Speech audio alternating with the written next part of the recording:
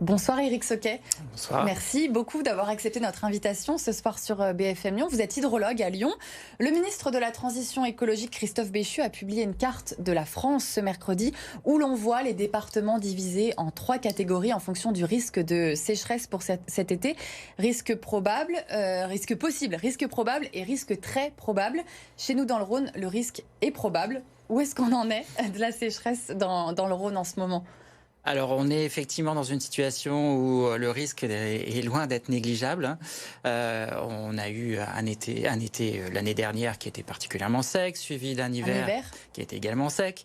Donc, en fait, on enchaîne des séquences qui sont assez problématiques en termes de renouvellement des stocks, notamment au niveau du souterrain, qui font penser que notre été, en termes de débit dans les cours d'eau notamment, va être un peu critique, parce que c'est le stock dans le souterrain qui est reconstitué pendant l'hiver, qui en partie contribue au débit que l'on voit dans les cours d'eau pendant la période estivale. Justement, qu'en est-il un petit peu de nos fleuves, de nos cours d'eau du département, le Rhône, la Saône, l'Iseron ?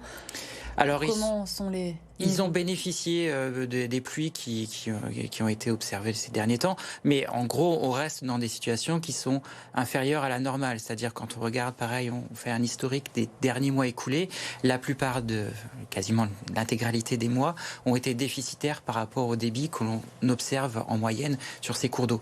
Donc, tous les niveaux des cours d'eau sont inquiétants dans le département du Rhône ? Ils sont inquiétants dans le sens où on sait très bien que c'est fragile, la reprise est fragile, et surtout, on essaye d'anticiper, c'est ça l'objectif un petit peu des alertes du ministère, c'est de se dire qu'en gros, il faut quand même être vigilant par rapport aux stocks qui existent, que ce soit dans le souterrain, mais il ne faut pas oublier aussi qu'on a les barrages qui sont là aussi pour nous aider à passer mieux l'été. Et donc, tous ces stocks sont aujourd'hui difficilement reconstitués, ce qui fait que on ne pourra pas vraiment compter sur eux pendant l'été. Nos stocks sont très élevé. Voilà. Alors, ce qu'on comprend pas très bien, c'est que ces derniers jours et ces dernières semaines, on a eu beaucoup de pluie chez nous, encore aujourd'hui, dans le département du Rhône, à Lyon. Pourquoi on a ce risque de sécheresse pour cet été alors qu'il a plu ? Alors, le problème, c'est que du point de vue naturel, quand l'eau va précipiter, va tomber, c'est d'abord la végétation qui va se servir, puisqu'on est au printemps. La nature a besoin d'eau, les végétaux ont besoin d'eau pour croître, et donc de ce fait-là, ils se servent en premier. C'est les premiers qui reçoivent l'eau, donc ils se servent en premier, et ce qui reste, c'est ce qui va soit aller dans le souterrain, soit aller dans la rivière. Donc forcément, c'est à cause de la végétation qu'on est dans en tout cas au printemps, qu'on est dans cette situation. Un vrai cercle vicieux finalement. Tout à fait. Donc il a plu assez pour arroser les surfaces, la végétation, mais pas assez pour remplir les nappes phréatiques. Exactement, notamment dans le nord de la région, on a des sols qui aujourd'hui sont relativement à un niveau normal. Par contre, plus on va dans le sud, notamment, moins il y a eu de précipitations et moins les sols sont humides. Donc il y a une vraie distinction entre le nord et le sud du territoire. Et donc, c'est le premier compartiment aussi qui a récupéré de l'eau. Ensuite, on verra si ça arrive jusqu'au souterrain. On a eu un épisode de sécheresse record cet été, sécheresse hivernale également. Là, est-ce qu'on va s'attendre encore à un épisode de sécheresse encore plus grave que celui qu'on a connu l'été dernier ? Alors la situation, quand on regarde quelle était la situation l'année dernière en avril ou en mai, on avait déjà des secteurs, quand on regarde à l'échelle de la France, assez problématiques, dans lesquels il y avait déjà des problèmes de renouvellement des stocks. Cette année, on en voit, il y en a toujours qui ont persisté, et donc c'est pour ça qu'on est un petit peu pessimiste. Après, les scénarios que nous annonce Météo France pour les 3 prochains mois, c'est des températures plus chaudes que la normale. C'est pas une bonne nouvelle aussi non plus en termes de scénario de précipitation, où ils nous annoncent pas forcément une abondance de précipitations.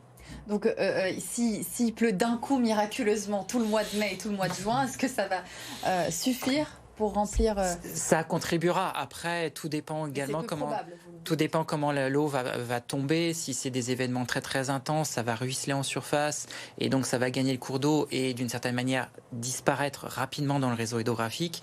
Si au contraire c'est des précipitations entre guillemets gentilles, c'est-à-dire que pas sous forme d'orage, bon, les choses vont quand même être plus efficaces en termes de renouvellement des stocks.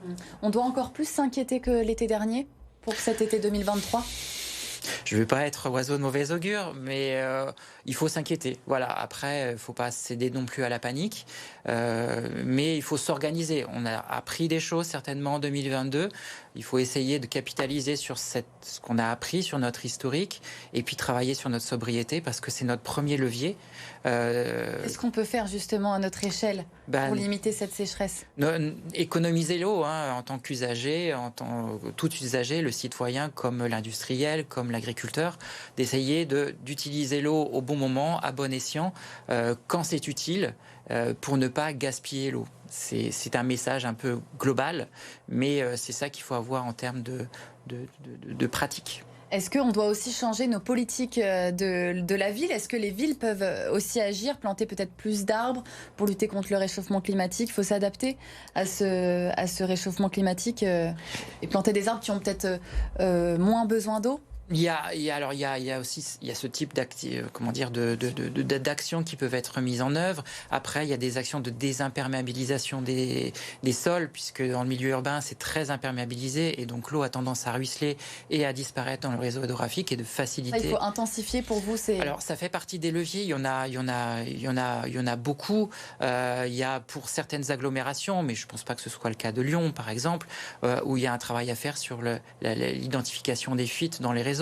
Bon, là, c'est plutôt dans le milieu rural que dans une ville comme Lyon où l'efficience, l'efficacité de ces réseaux est déjà très très bonne, quoi. Est-ce qu'on doit s'attendre à des restrictions d'eau pour cet été, des pénuries d'eau comme on a pu connaître un petit peu l'été dernier ? Il y en a déjà, c'est-à-dire que le département du Rhône, si je ne me trompe pas, est déjà en vigilance. Donc on n'est pas dans les restrictions, mais on est dans un niveau d'alerte pour essayer de s'organiser justement avant de basculer dans des restrictions. Ça va avec la perspective d'avoir des débits faibles. Forcément, si on va plutôt sous des seuils critiques, eh bien, c'est la mécanique des restrictions qui va se mettre en place pour essayer de limiter nos prélèvements et essayer de garantir l'eau potable et la santé des écosystèmes. Vous semblez quand même assez inquiet pour cet été 2023 en ce qui concerne la sécheresse. Je suis inquiet, mais voilà, j'essaye d'être optimiste aussi. C'est une balance entre les deux. Merci beaucoup en tout cas Éric Sauquet d'avoir répondu à nos questions sur BFM Lyon, hydrologue à Lyon.